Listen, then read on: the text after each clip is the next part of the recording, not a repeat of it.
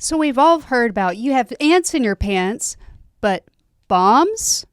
It looks like Israel just hit Hezbollah below the belt with exploding pagers and radios. Let's talk about it on Azimuth Podcast. I'm Kimberly McNabb, and with me is my husband, Barrett McNabb. Thanks, Kimberly. This is so absolutely incredible. It looks to be a clandestine operation that was probably at least a year in the making. Now, Israel hasn't said anything, but this looks to be the work of the Israeli Mossad. But who are they? But first, please hit that like and subscribe button if you like in-depth coverage breaking the current events like this. It doesn't cost you anything, but it really helps us out. We're a small channel trying to grow, and this will make sure that we reach a greater audience. We cover a lot of cool content that you'll probably want to hear about, so make sure you leave a comment below on what you would like us to cover. But back to the Mossad. Simply, they are Israel's foreign intelligence agency, broadly the equivalent of America's CIA or Britain's MI6, but with a much wider responsibility. Remember, the FBI and MI5 are the internal security for the United States and Britain, but I don't think Israel has an equivalent. But their Mossad is responsible for external threats. They were founded in 1949, just after Israel became a state. Its official title is pretty cool, is the Central Institute for Intelligence and Special Operations. It literally kind of just like spells the name out. Officially, it has three functions: oversees intelligence gathering, analysis, and covert operations. But in practice, its concern also extends to forging little publicized relations with Israel's Arab neighbors. There's a lot of friendly Arab neighbors. Jordan is one of them, as well as recently with the Abraham Accords, Saudi Arabia and UAE, which Trump was responsible for. So they do have some friends in the area, but it's pretty much a pretty rough block, honestly. Its current director, David Barnea, has been closely involved with the negotiations for the release of Hamas hostages while working with Egypt and Qatar. But it is Mossad's covert operations that have gained it the most notoriety. After the 1972 massacre of Israeli athletes at the Munich Olympics, Mossad operatives hunted down and killed everyone responsible. And if you haven't seen it, the movie Munich is about that very operation. A super cool movie. But before that, a Mossad team kidnapped Nazi war criminal Adolf Eichmann in Argentina and brought him to Israel for trial and execution.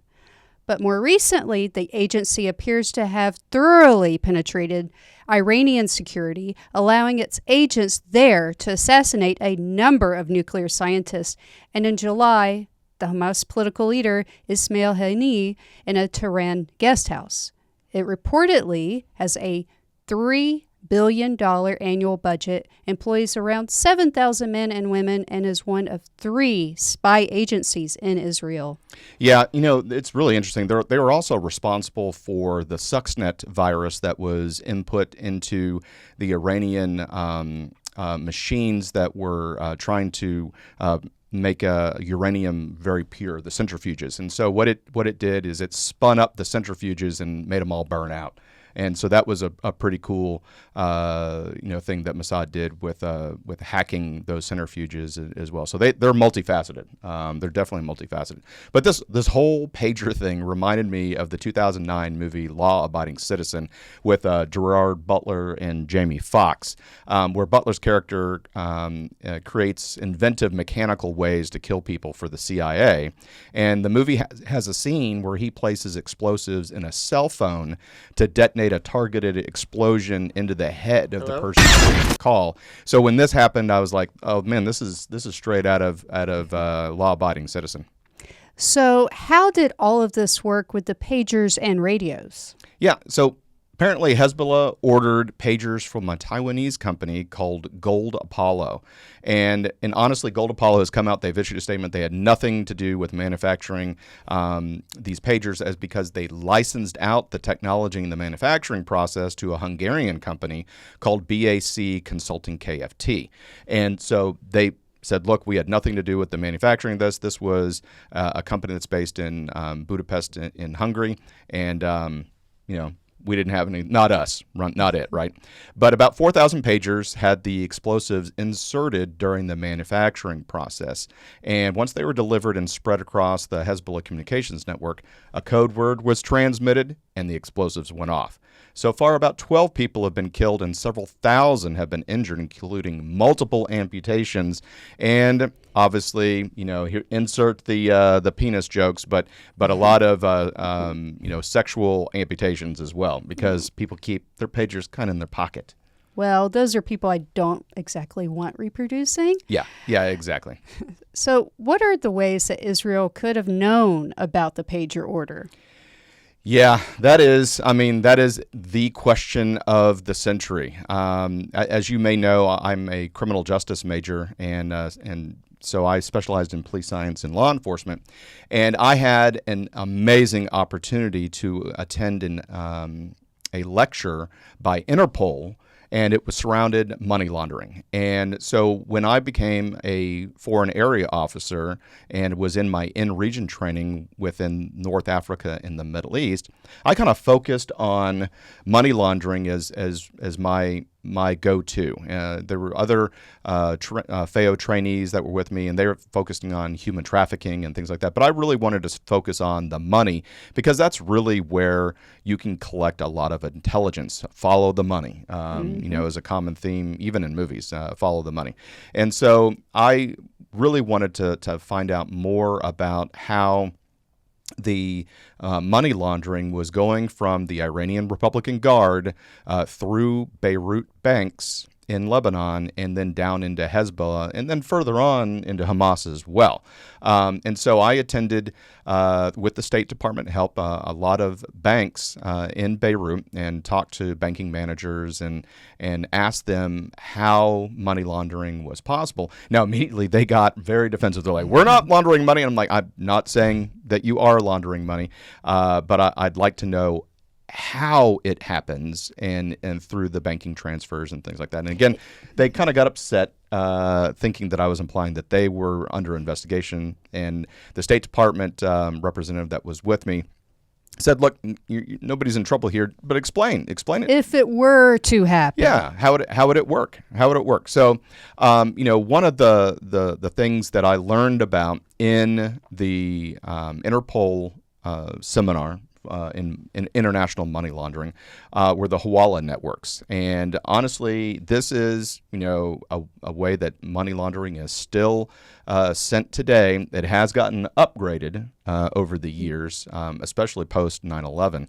But effectively, the sender that wants to send money provides a sum of money to a Hawala agent known as the sending broker. And this money is intended for the recipient in another city, but often in a foreign country. So along with this money, the sender provides a code or a password.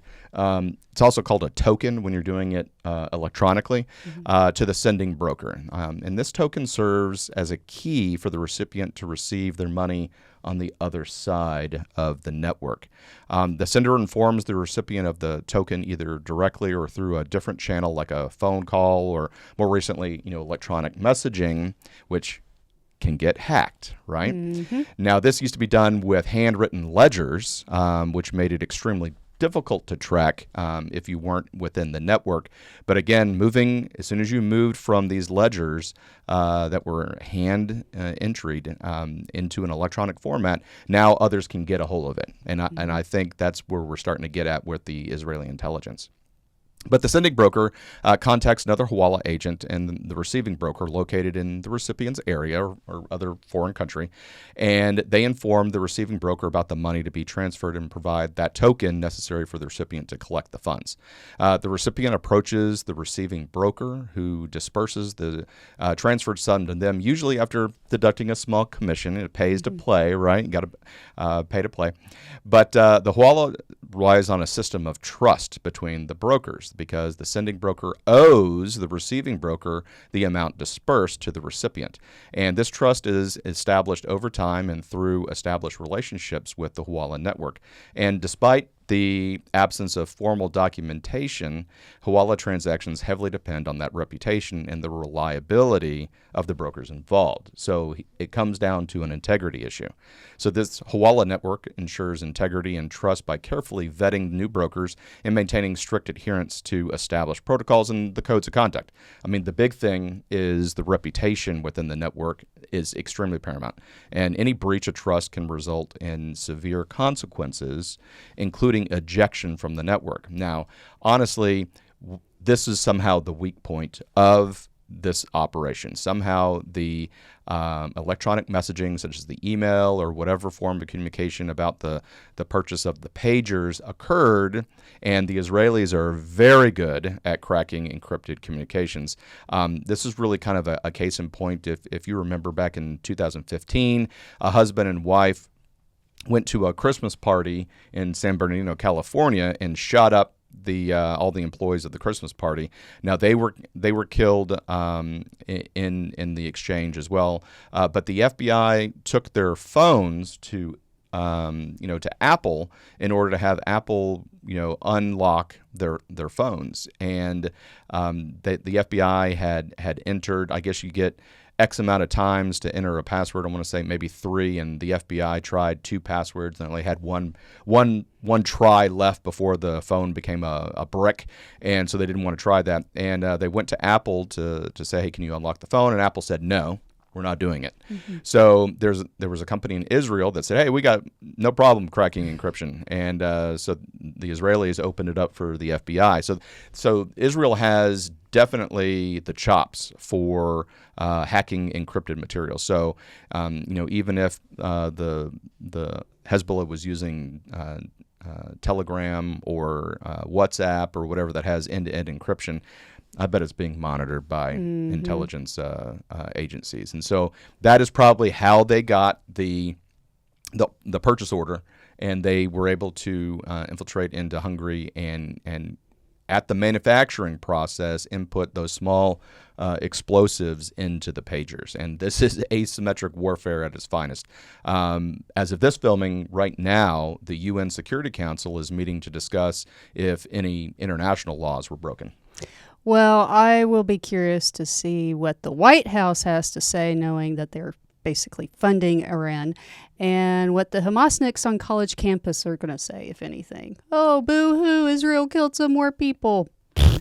Yeah, I mean, this is absolutely amazing because, obviously it's very targeted. Now, there has been some civilian casualties because, an explosive is, it's an area weapon, but it's pretty much designed to be close to the person that actually has the device.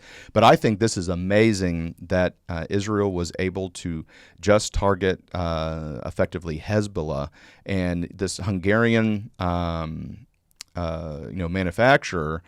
They make tens of thousands a year. They're spread all over the world, all over Europe, but they only were targeting the ones that were under the Hezbollah purchase order, which is very precise.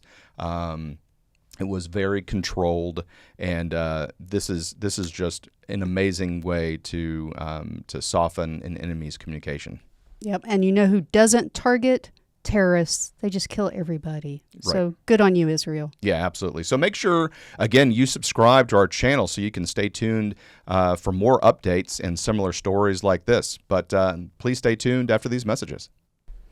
Hi, everyone. Thank you for listening. If you enjoy our show with all of the stories we share, we would love your support. And it's as easy as clicking that subscribe or follow button. This will ensure you never miss an episode and keeps us bringing you these important stories. Your support makes a huge difference. Thank you so much for being part of our podcast family. Thanks, and keep tuning in.